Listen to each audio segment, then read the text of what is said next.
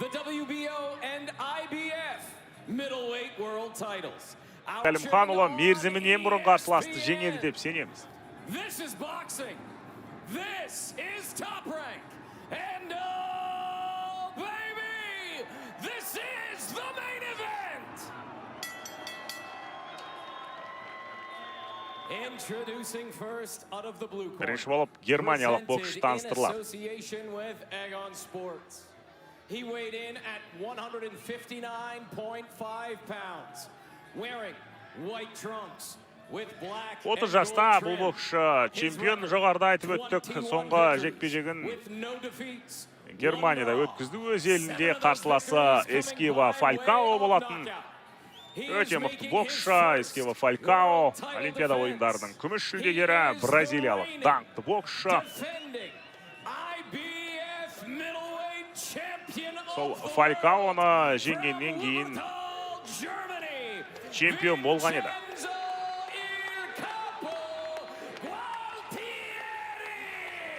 Винченцо Гуальтьери өте мықты боксшы, соңғы 6 жекпе-жегінде 12 раунд жұдырып тасқан бұл боксшы. Төзімді, шыдамды, бір сөзбен айтқанда.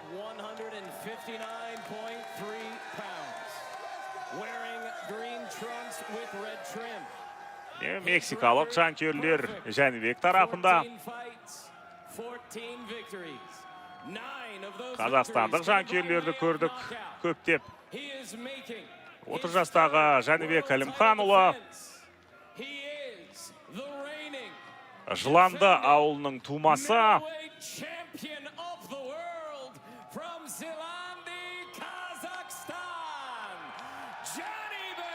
Жәнібек Қазақстайл Әлімханұлы.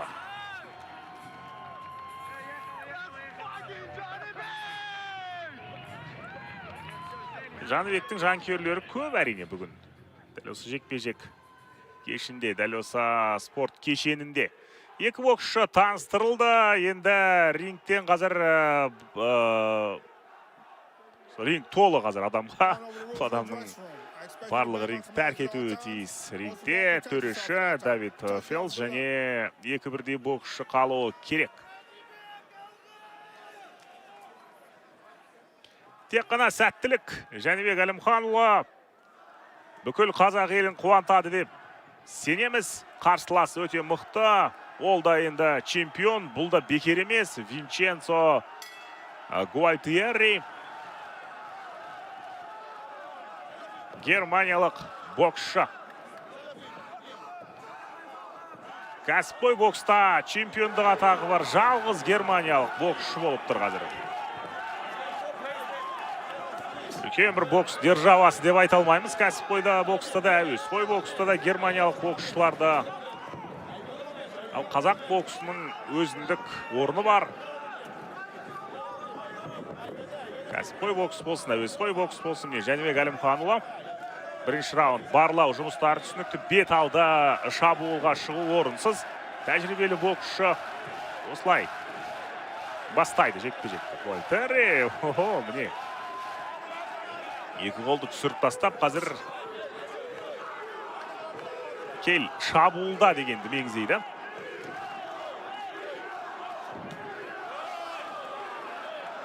Алыс қашықтықтан ұрып көрді. Әлімханұлы соққысы дәл тиді деп айта алмаймыз.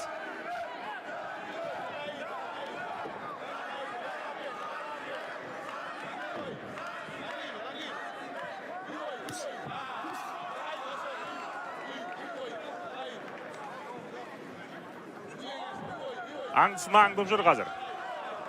Бар жоғы бір соққы жағдайды түбегейлі өзгертіп жіберетінін жақсы біледі екі боксшыда.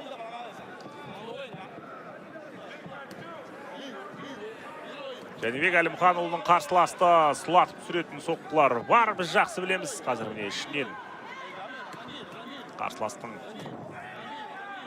ішінен түйре бұрып көрді Жәнібек. Жақсы.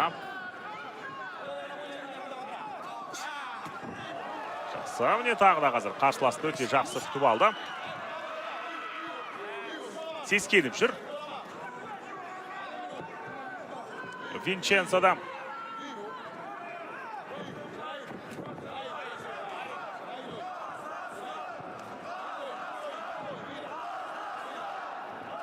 Әуесқойлар арасында Жәнібек Әлімханұлы 308 жекпе-жек өткізген, соның 300-інде жеңіске жеткен.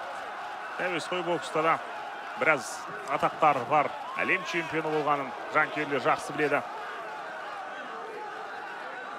Винченцоның қазір бокстасу өнері өте қызық екен, екі қолды түсіріп тастады. Бірінші раундтың өзінде бұл боксшының қалағаны не сонда? Қарсыласты осылай шақырып қақпанға түсіргісі келетін шығар. Не болса, бірінші раунд аяқталды.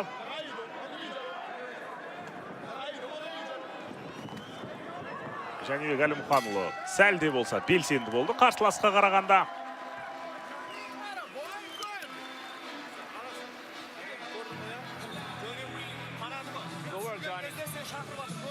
Берік Сұлтанов.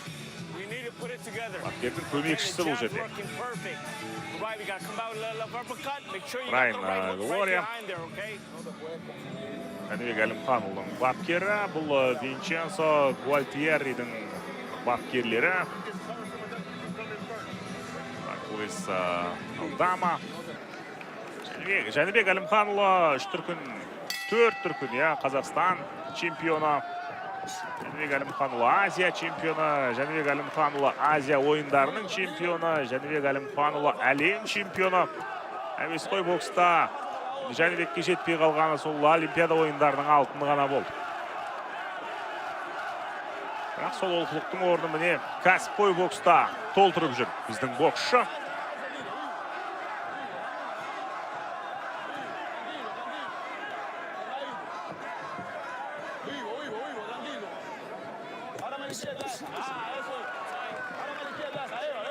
Гуальтьерри сондай панчер боксшы емес, егер бокс тілімен айтатын болсақ.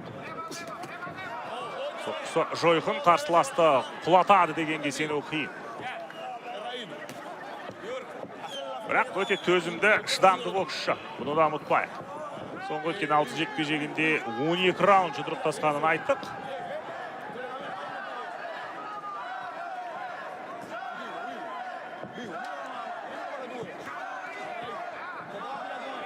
Орта салмақта жүріп, соңғы 6 жекпе-жегінде бірде бір рет қарсыласты нокаутқа түсіре алмау.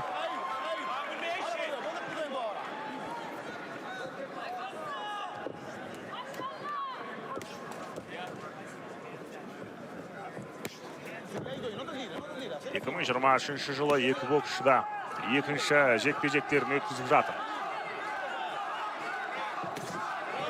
Жақсы. Қарсылас сезіну керек соққысын Жәнібектің қазір. Содан кейін ары қарай сақ болып қимылдай бастайды. Жүрек шайылып қалады былайша айтқан кезде. Сондай бір соққыны қазір Жәнібек екінші раундта тартып үлгерсе қарсыласына мәселе ары қарай оңай шешіледі деп сенеміз. Белсенді біздің боксшы. Қазір құлаштап кеп ұрған соққысы тимей қалды. Дұрыс тимей қалды, нақтырақ айтсақ.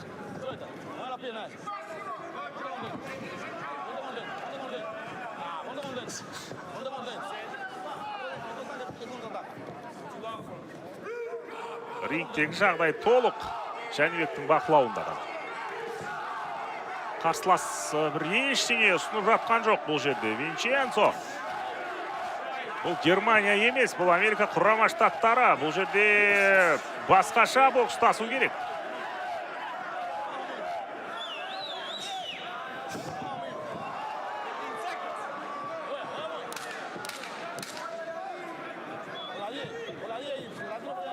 Өте түсініксіз міне бокс стилі германиялықта. Қазір енді оқып жүр ғой, Жәнібек Әлімханұлы бұл жерде күтіп жүр, қарап жүр, тексеріп жүр қарсыласы. Қандай екен, шама шарқын көріп жүр.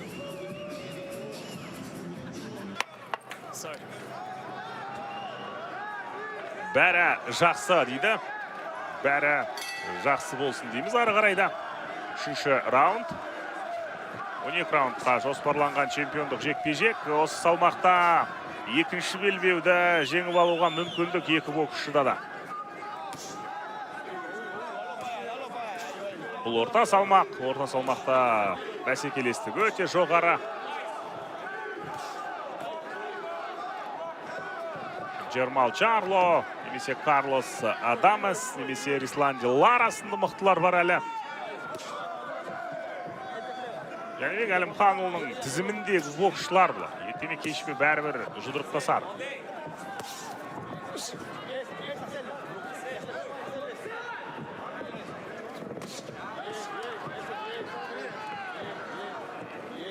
Әлімханұлының басты мақсаты бокста Сауль Альваресті жеңу ол түсінікті. Альварес қазір енді 76-да 2, яғни екінші жартылай салмақта жұдырықтасады.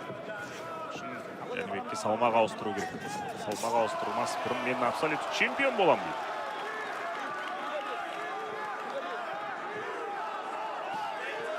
Шүде қауқарда жетеді. Осы салмақта абсолютті чемпион болуға. Қазақстаннан шыққан абсолютті чемпион болмады тарихта. Геннадий Головкин жақын болды түсінікті, бірақ та егер қаласа болар еді меніңше. Геннадий Головкин де үшбірдей белбеу болды, төртінші белбеуді, төрт бірдей белбеудің басын біріктіре алмады. Біздің супер чемпион. Соғыстың мүддесінен Жәнібек шығады деп сенеміз. Қазір қарсылас міне есеңгіреп қалғаны анық. Оп-оңай қазір ұстап алды, көрдіңіздер. Сол қолмен апперкот.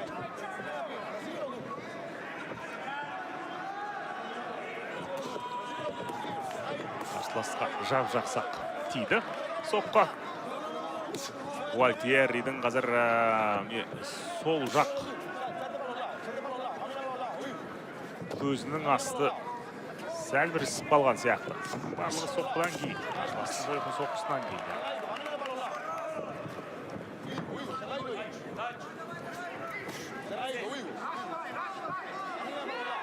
Джеб, жеңістің кілті тек қана джеб. Кәсіпқой бокста оң қолды сілтеп, мұхып Әлімханұлы қарсыласты әбігерге түсіруде. Сол қолда бір сиқыр бар. Сол қолда бір бомба бар. Көзілеспес дәрежеде сол қолмен бағытталған соққының бірі қарсыласты құлатады түрі. Егер тәлді арып жатса деген.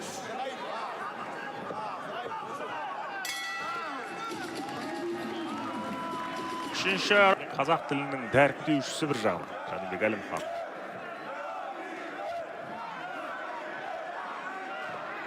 Бокстағы бой түзер спортшысы боксшысы Серік Қонақбаев екенін жасырмайды. Жәнібек Әлімханұлы 2014 жылы құрмет орденімен марапатталған еді. Әуесқой бокстағы статистикасын жоғарыда айтып өттім. Сонымен қатар әлемдік бокс сериясында Астана Арландары сапында 2 жекпе-жек өткізгені бар.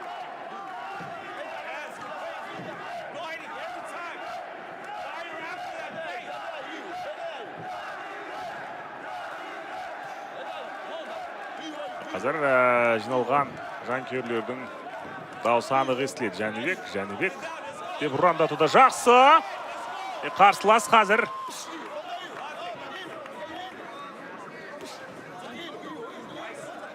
әлі де ештеңе ұсыналмауда Жәнібекке. Винченцо Гуальтьерридің жоспары бізге әзірге түсініксіз. Не мақсатта шыққаны?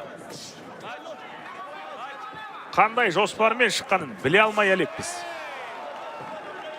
Алла 4-ші раунд өтуде қазір. Яғни міне дегенше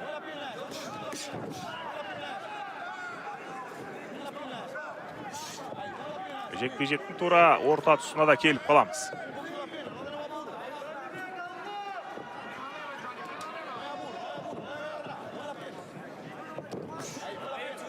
Даңқты бокс промоутері Гопарым осында отыр, міне көріп қалдық. Жәнібек Әлімханұлы осы топ-ранг ұйымымен жұмыс істейді. Әлемдегі ең таңдаулы промоутер компаниясы.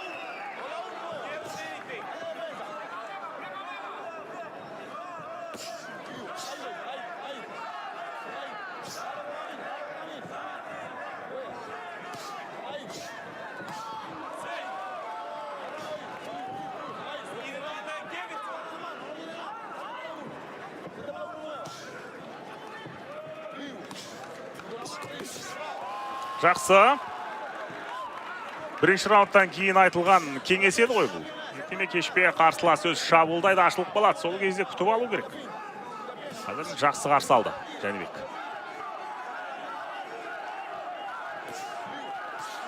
Орта салмақ дегенмен Жәнібек Әлімханұлы өте жылдам. Соққыларды қалай бағыттайды, мән берсеңіз болады.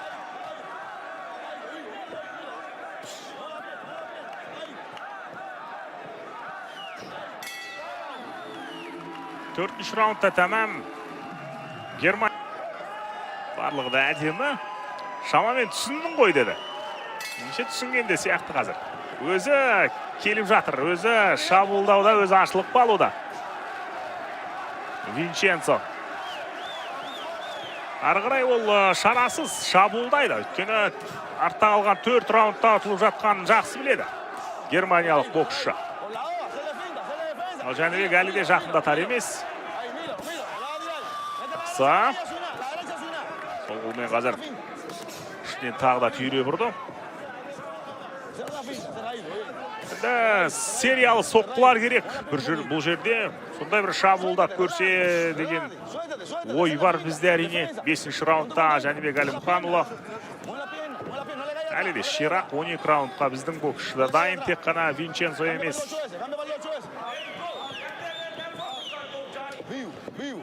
Еуропадағы бокс деңгейі басқа ол түсінікті.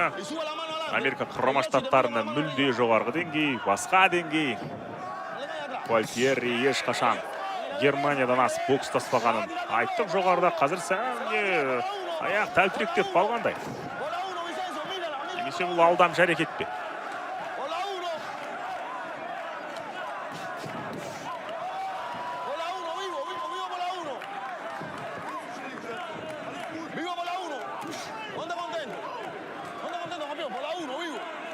Гуальтьеридің бапкердің даусы ғана естілуде әзірге бізге.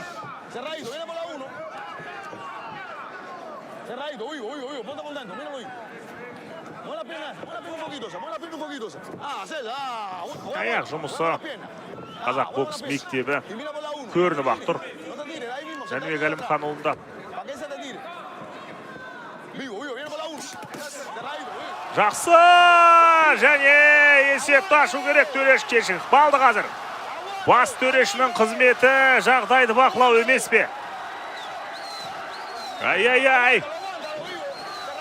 Гуальтьеридің тәлтіректеп қалғананы қазір билеуге тырысуда. Барлығы дұрыс менің бақылауымда дегенді меңзейді. Бірақ та жанкүйерлерді алдай алмайды бұл боксшы. Неге нокдаун тіркелмеді? Қазір рингтегі рефериге бізде сұрақ бар.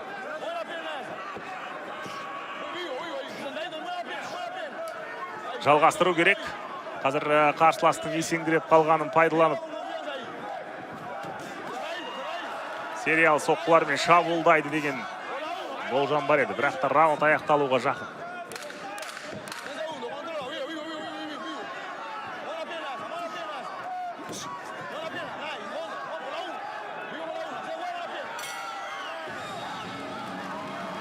Винченцо, Гуальтьери.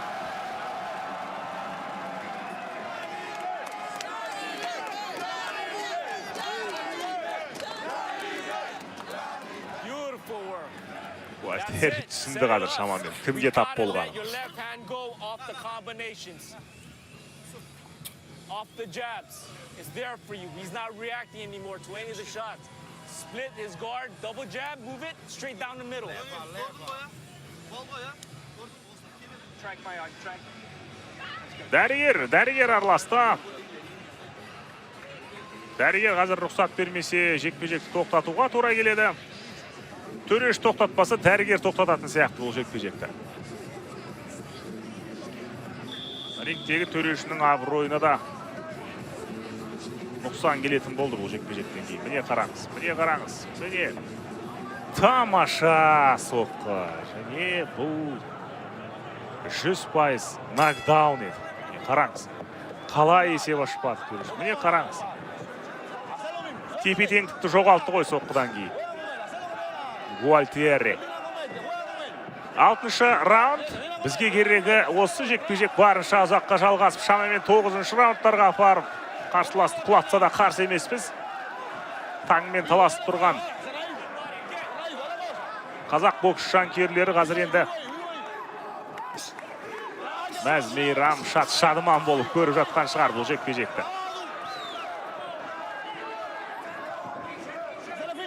Гуальтьерридің көзі жұмылып барады қазір. Үшінші раундтан кейін ісіп кеткен еді. Сол көзі. Және қазір тура аңға шыққан аңшы сияқты. Қараңыз. Не деген бақылау, не деген қысым, қарсылас, не істерін білмейді қазір рингте. Шарасыз, мүмкін оның бапкері ақ сүлгіні лақтыратын шығар.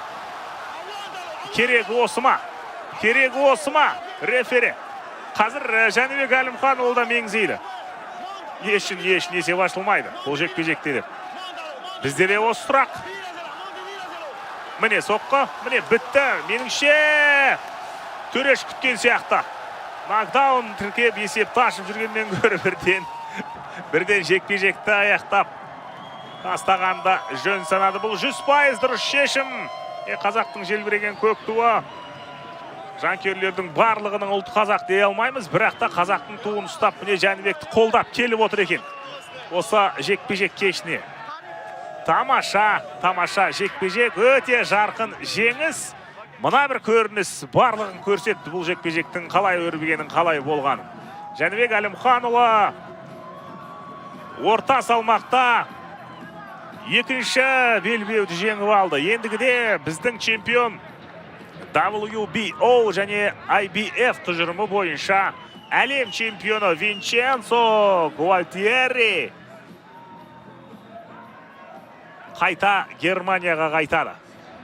Бұдан кейін Америка құрама штаттарына қайта келе ма, келмей ма білмейміз бұл боксшыны. Бұл біз үшін қызық емес. Өйткені Жәнібек Әлімханұлы бұл боксшымен реванш өткізеді дегенге сенбейміз. Жәнібектің деңгейі мүлде басқа. Біздің боксшыға жоғарғы санаттағы топ боксшылар керек. Тураны шекеден қазір сол қолымен күржі соққыларын артты ғой. Құлаштап кеп ұрған кезде қарсыластың есеңгіреп қалғаны да анық еді. Оның алдында өз есін жоғалтып алған. Өткен раундта ауыр соққы өткізіп алған. Тіпті раунд аралық үзіліс кезінде дәрігер шықты, көрдіңіздер рингке. Бұның барлығы жағдайдың ушығып бара жатқанын көрсеткен еді.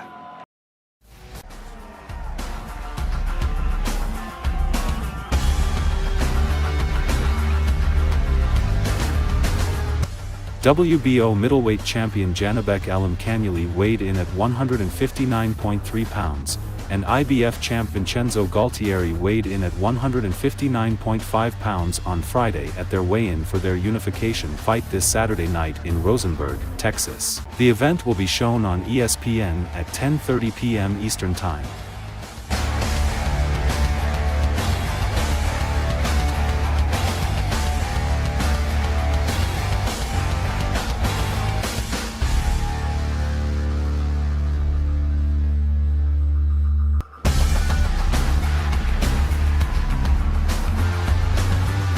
Janibek and Gualtieri had a face-off that lasted for over a minute today, and it seemed like they were never going to turn away.